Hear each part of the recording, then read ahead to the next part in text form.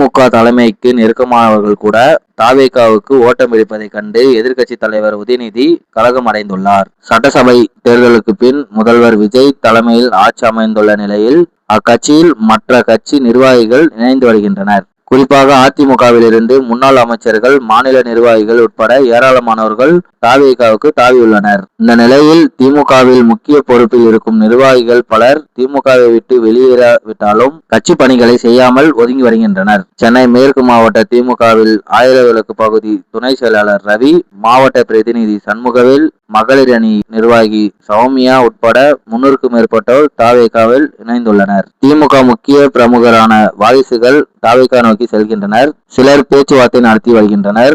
விரைவில் கன்னியாகுமரி மாவட்டத்தை சேர்ந்த திமுக முன்னாள் அமைச்சர் ஒருவர் ஆளுங்கட்சி தாவேகாவுக்கு சேர இருப்பதாக கூறப்படுகிறது.